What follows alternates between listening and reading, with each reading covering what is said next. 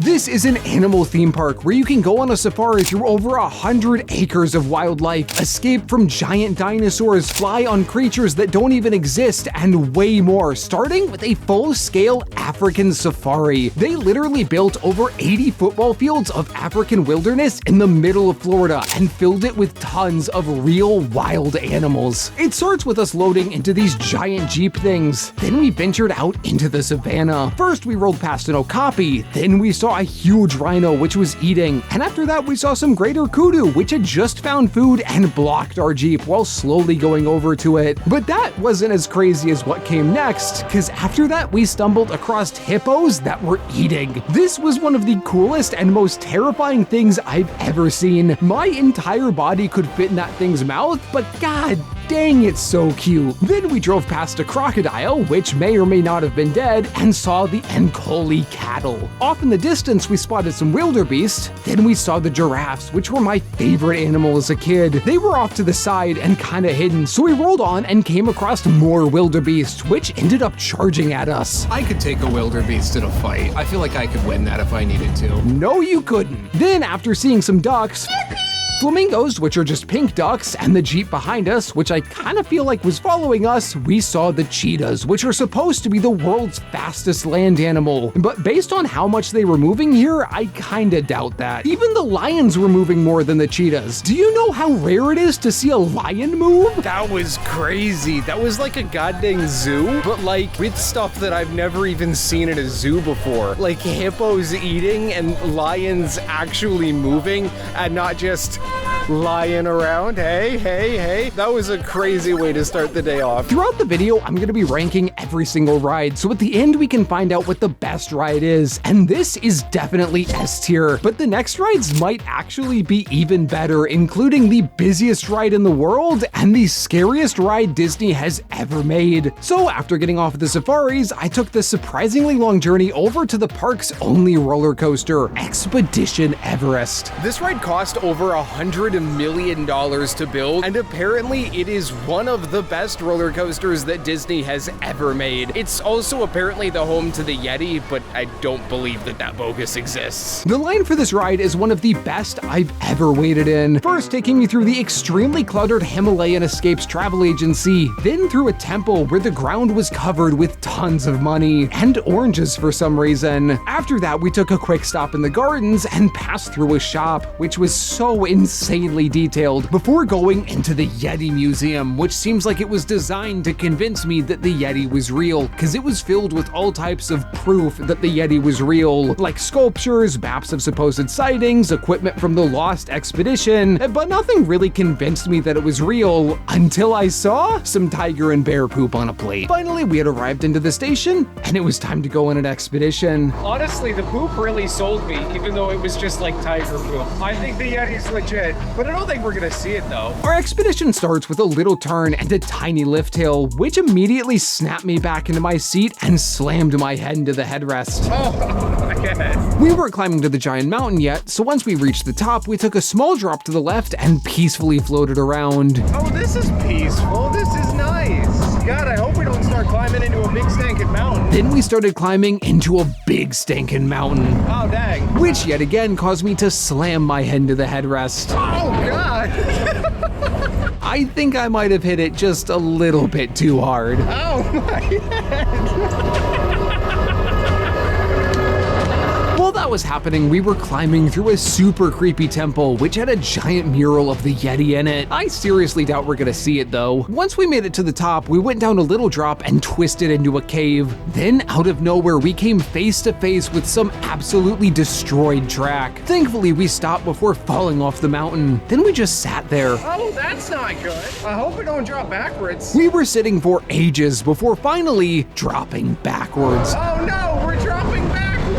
We dropped into the darkness, which was one of the most disorienting things I've ever experienced, and twisted into a cave where we had to watch the shadow of the Yeti destroy even more track. Then, instead of doing something reasonable like calling for help, we launched straight out of the cave and dove to the ground in one of the most iconic moments on any coaster on the planet. Before I could process that, we twisted up into another cave, throwing me out of my seat as we dropped to the side and twisted through a giant helix. And just when I thought it was over, we flew into another cave and came face to face with the real Yeti. Oh my God, it's a Yeti! I didn't think we were gonna see one of those today. I knew they were real.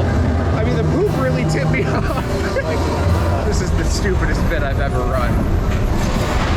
Oh my God! Well, that was crazy. The backward section halfway through was so much more disorienting than I was expecting it to be. Like, I don't think we went upside down, but I don't know, because it kind of felt like we did go upside down. That was really fun. A tier easily. After that, I took the incredibly long trek over to the next ride, Dinosaur. This is apparently the scariest ride Disney has ever created. There are full-blown adults that are legitimately terrified of this ride. I don't know a thing about this ride, and I can't fathom how a dinosaur-themed ride is the scariest thing they've ever made over stuff like the Tower of Terror, which I'm genuinely terrified of, or I can't think of a second scary ride, but I'm sure there's something out there that should be scarier than this. But apparently this thing is petrifying. The line took me through the Dinosaur Institute, where I came face to face with a giant Carnotaurus skeleton, which looks terrifying. Then I entered the briefing room, where, after the greatest start to any pre-show ever, hello there, I was told that I was going to be going back in time on a tour of the early Cretaceous period. But the puppet guy had a different idea. He rerouted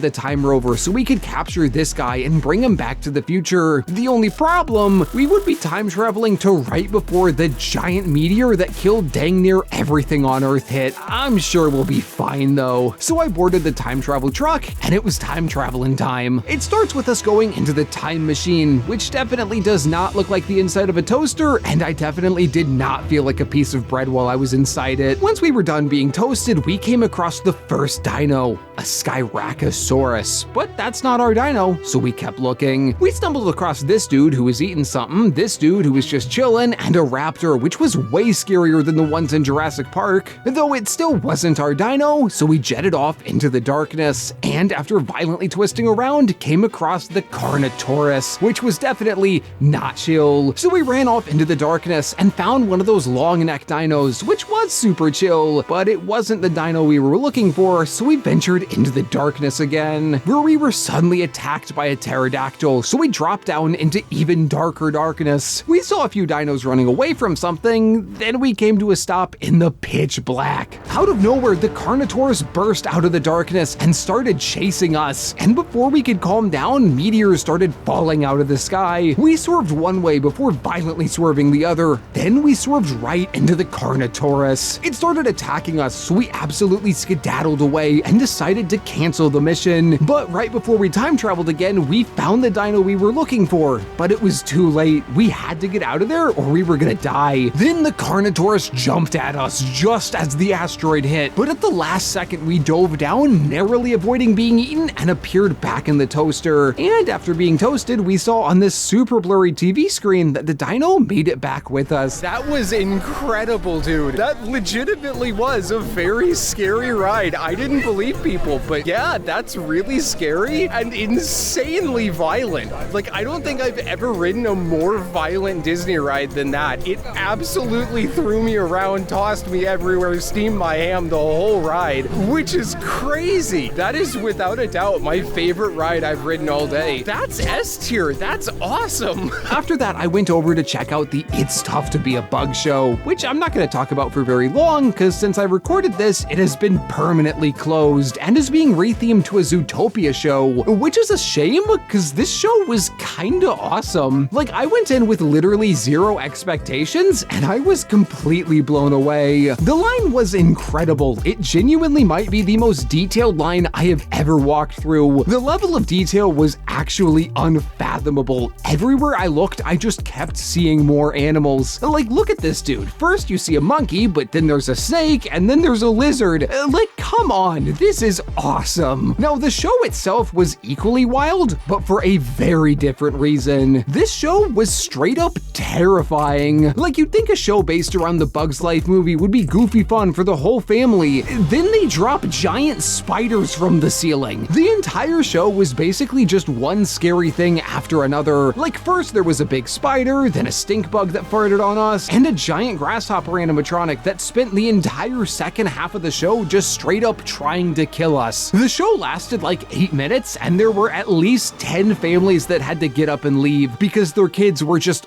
bawling crying. I'm not gonna lie, even I was on edge throughout the entire show, and I had just ridden Dinosaur. From there, it was finally time to go into the Avatar land. First, I came across this alien thing, but what came after was one of the most breathtaking things I've ever seen in a theme park. Dude, that's crazy. Oh my gosh. Video is not gonna do justice just how big this stuff behind me is. I do not understand how it is even physically possible to build something like this and not have it fall down and crush everyone. Anyways, this land is home to 2 rides. One, which is considered to be amongst the best rides ever created, and another, which is known as one of the worst rides on Earth. Of course, I had to start with the latter, Navi River Journey. A lot of people really hate this ride to the point where it's gained a reputation as the most overrated ride in the world. It always has a line that's over an hour long, but a ton of people pretty much unanimously agree that it is not worth anything more than maybe a 10-minute wait, 15 minutes maybe, which is an insane amount of hate to give some random boat ride. But I mean, the line is 80 minutes now, so like,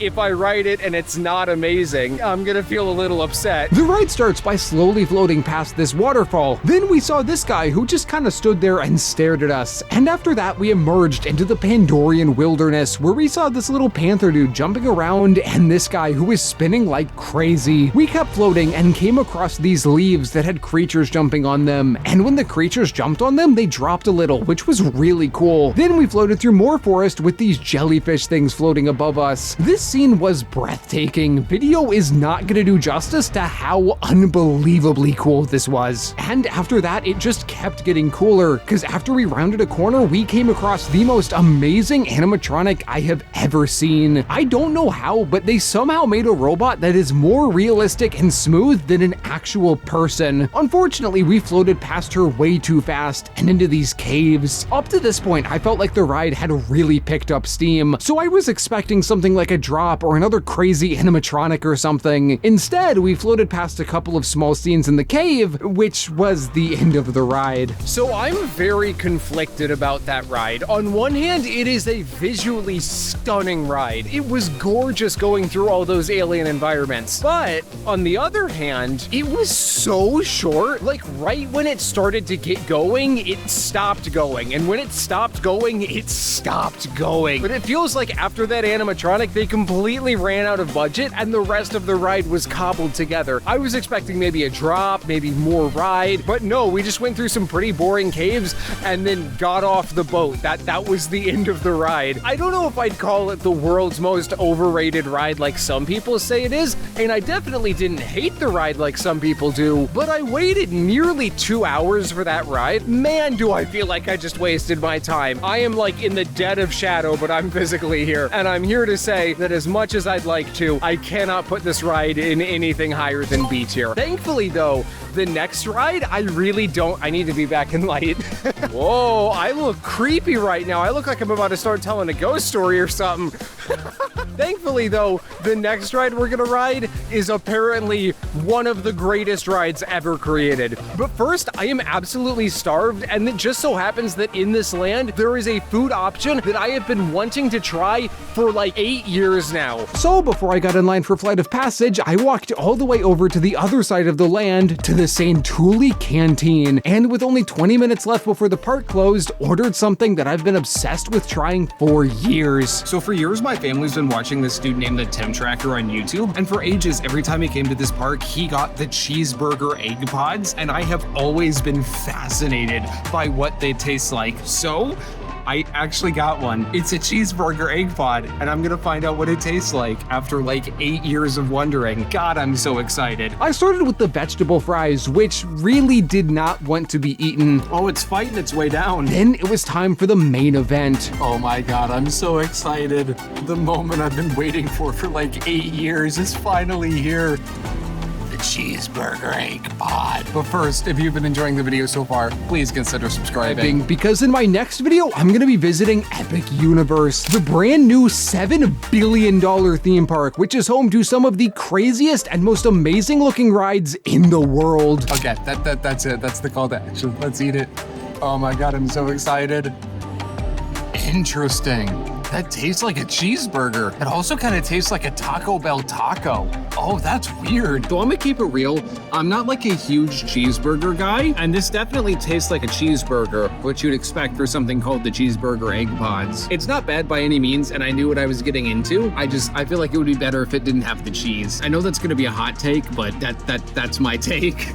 Anyways, we gotta run because Flight of Passage, which is the last ride we're gonna ride today, closes in a really solid 2 minutes, so we gotta get going. So I rushed over and hopped in line just seconds before the park closed. The line was somehow still 95 minutes long, but honestly, I didn't really mind it because the line was stankin' awesome. First, it took me through the Pandorian wilderness, which was incredible at night. Then we entered this cave, which was filled with tons of cave paintings, including one of the Banshee, which we're gonna be riding on in a minute. Once we left that cave, we went through some more cave, a concrete box, and came across the exterior of an abandoned area. And some bathrooms. I think this is the first time I've ever seen a line that has bathrooms in it. After that, we went into the abandoned area, which had been overtaken by nature and was super cool. It doesn't come across well on camera, but this area was crazy vibrant. Then we entered the labs, which was by far the best part of the line. This area was filled with all kinds of alien creatures, experiments, and this dude floating in a tank. I could have spent ages in here looking at everything, but unfortunately, as soon as I entered this area, the line started moving like 50 times faster, so I barely got time to look at anything. I wasn't too upset by that though, because after waiting in this room for a second, we entered the first pre-show room. This guy told us that we're gonna be using some big stanky technology to link with an avatar, that blue dude we saw in the tank, and fly on the back of a Banshee. First though, he had to scan us for parasites, which we all had, so he blasted us with air to get rid of them. Then we got assigned our avatars and went into the second room where we were given our 3D glasses and watched a video that was basically just talking about how cool Banshees are. Then we entered the link chamber, and it was time to ride. I look like a bug. Oh, it tickled me. Oh, it really tickled me. Someone ended up having a problem with their seat, so the tickling continued for about 3 minutes, which really was not fun. When does it stop? This is hell. It's like, it's tickling me up and down my back and belly. Oh, I think it stopped. I really do look like a bug, don't I? And with that, it was finally time to link to my avatar, which took me to a beautiful overlook over Pandora. Before I had time to soak it in though, we dove off the tree and flew over the forest, and my mind was completely blown. We dropped through the trees, glided past some space deer and space rhinos, then we soared over a massive waterfall before diving back into the forest. And just when I thought I had a second to breathe, we burst out over the ocean. We flew over the water and saw a giant alien whale. Then we surfed a wave and flew into this super ominous looking rocky area. Out of nowhere, we were attacked by a red Banshee. It twisted through the rocks, somehow getting ahead of us and rebounded off a branch to dive at us. We barely escaped and dove to safety in a cave. When we got to the cave, it was dark and hard to see, but as we sat there catching our breaths, these little jellyfish dudes started falling down from the sky, and as they landed, the entire cave lit up around us, transforming the cave into something unbelievably gorgeous. I legit get chills even thinking of this scene. We lifted off and flew through the glowing cave, soaking in the beauty before bursting out into the open air. We corkscrewed over a giant vine and floated above the forest canopy, giving me a second to really take in the view, which was unbelievable. I couldn't look at it for too long though, because we dove back into the trees and nearly got caught in the middle of a stampede of space rhinos, but we pulled up just in time and flew back above the forest. Then we dove one last time, swooping through a ravine that opened up into the most jaw-dropping moment of the entire ride. We landed on a branch, letting us soak in the view for one final time. Then, as a space whale hit the water, we unlinked and returned back to the link chambers. That was amazing, dude. I don't think I've ever ridden a more breathtaking ride before than what just happened. But was it the best ride at Animal Kingdom? Well, there were actually so few rides that for the first time ever on this channel, I'm just gonna go through and rank all of them. So, the Navi River journey was cool, but it was way too short. Everest was a fantastic coaster that's low-key grown on me a ton since I filmed this. The safari was genuinely unlike any other theme park ride on the planet. Dinosaur was straight up like 10 times scarier than any coaster I've ever ridden. And, of course, Flight of Passage was indescribably good. Trust me, it is somehow worth it no matter how long the line is. Now, if you enjoyed this video, I can almost guarantee you'll enjoy this one from Cedar Point, which is one of the world's best theme parks.